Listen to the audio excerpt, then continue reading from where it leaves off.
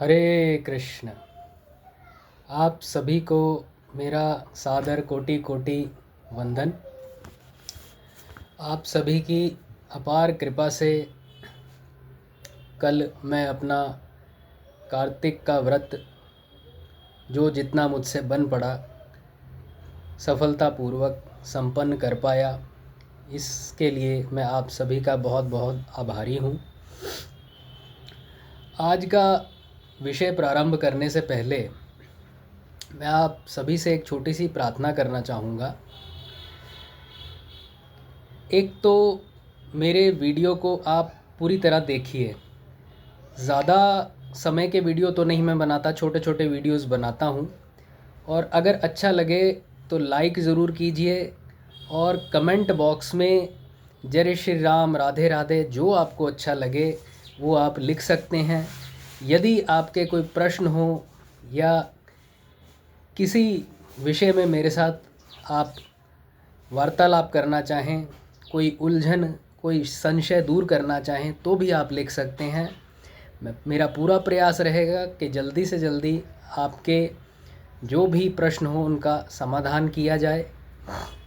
और फिर एक बार आपसे प्रार्थना करूंगा कि लाइक, कमेंट, शेयर और सब्सक्राइब जितना हो सके आप अवश्य कीजिए मेरे वीडियोस को, मेरे चैनल को।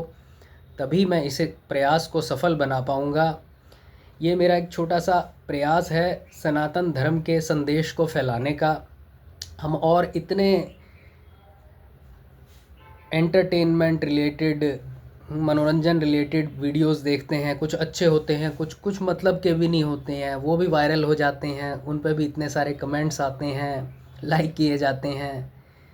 तो हो सकता है कि मेरे वीडियोस कुछ लोगों को बहुत ही बोरिंग लगते हों, क्योंकि मैं पुरातन सत्य की बात कर रहा हूँ ना, तो इतना उसमें मनोरंजन तो नहीं मिलेगा, मैं समझ सकता हूँ। पर फिर भी एक बार मेरे वीडियोस को देख के बात को समझने का यदि आप प्रयास करेंगे तो उसमें आपको कुछ ना कुछ अच्छा अवश्य मिलेगा। क्योंकि ये मेरी विषय वस्तु नहीं है, जो महापुरुषों ने कृपा करके हमें जीवन जीने की विधियां बताई हैं उन्हीं पर मैं आपके साथ चर्चा करता हूं और अपने लिए भी उन्हीं बातों को मैं याद करता हूं। तो आशा करता हूं आप मेरे इस प्रयास को सफल बनाने में पूरा पूरा सहयोग करेंगे। तो चलिए इसी के साथ हम आज का विषय प्रारंभ करते हैं। कहते हैं गृहस्थ को अपने पड़ोसी के साथ कैसा व्यवहार करना चाहिए। उत्तर है, पड़ोसी को अपने परिवार का ही सदस्य मानना चाहिए। यह अपना है और वह पराया है, ऐसा भाव तुच्छ हृदय वालों का होता है। अपना पराया का भाव, ये तेरा, ये मेरा, ये तो एक बहुत छोटी और शुष्क सोच हो गई ना। तो इससे ऊपर उठकर उदार हृदय वालों के लिए तो संपूर्ण पृथ्वी ही अपना कुटुंब है। जो लोग उदार हृदय होते हैं, जिनका दिल बड़ा होता है, उनके लिए संस्कृत में एक श्लोक आता है, अयम निजः परो वेति गणना लघुचेतसाम् उदार चरिताना तु वसुधैव कुटुंबकम। मतलब इस पूरे संसार को ही अपने घर की तरह, अपने परिवार की तरह समझते हैं, जिनका दिल बड़ा होता है, जो उदार हृदय होते हैं। भगवान के नाते सब हमारे भाई हैं, ऐसा मानना चाहिए। भगवान के नाते सब उस एक परम पिता ईश्वर की ही संतान हैं, तो इससे सब हमारे भाई बहन ही हैं। अतः खास घर के आदमियों की तरह ही पड़ोसी से बर्ताव करना चाहिए। जैसे अपने परिवार के, अपने घर के सदस्यों से बर्ताव करते हैं ना, वैसा ही अपने पड़ोसी के साथ बर्ताव करना चाहिए। घर में कभी मिठाई या फल आ जाएं और सामने अपने तथा पड़ोसियों के बालक हों, अपने और पड़ोसियों के बालक भी साथ साथ अगर खेल रहे हों, तो मिठाई आदि का वितरण करते हुए पहले पड़ोसी के बालकों को थोड़ा ज़्यादा और बढ़िया मिठाई देनी चाहिए। उसके बाद बहन बेटियों को देना चाहिए।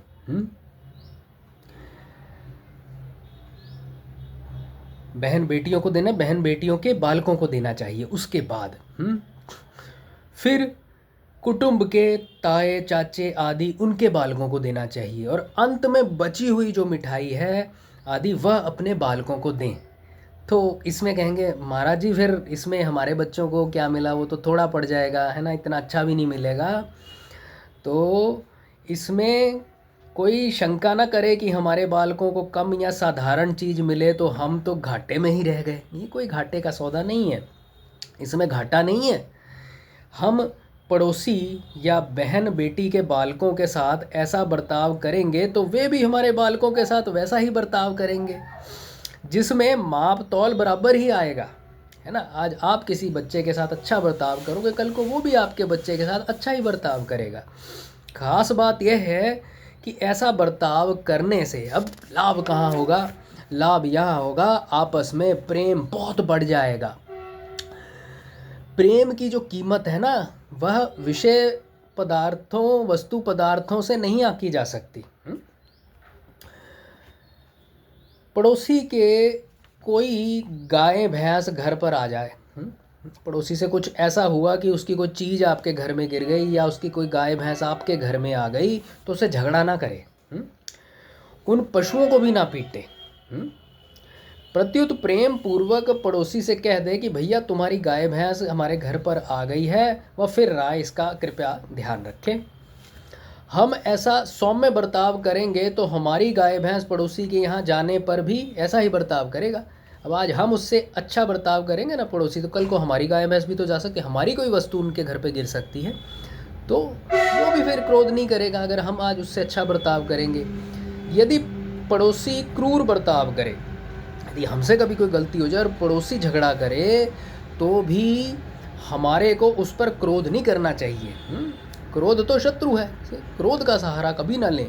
प्रत्युत इस बात की विशेष सावधानी रखनी चाहिए कि हमारी गाय भैंस आदि से पड़ोसी का कोई नुकसान ना हो, है ना। हमारी कोई ऐसी चीज़ उनके घर में ना गिर जाए जिससे उनका नुकसान हो, इसका ध्यान रखना चाहिए। गलती तो हो ही जाती है, लेकिन फिर भी ध्यान रखें कि गलती ना हो, नुकसान ना हो।